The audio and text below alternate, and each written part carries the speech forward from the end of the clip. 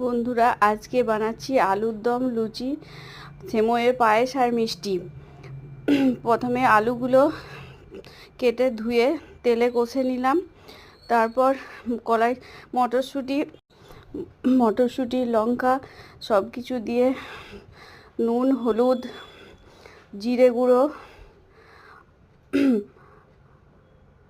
দিয়ে তারপর কষে নিলাম। আদা বাটা, টমেটো বাটা দিয়ে কষে নিলাম। জল দিয়ে দিলাম। কষতে কষতে সেদ্ধ হয়ে গেল।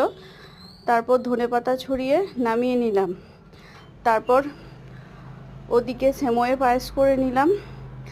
তারপর সার্ভ করে দিলাম। শুভরাত্রি বন্ধুরা, ভালো থাকবেন।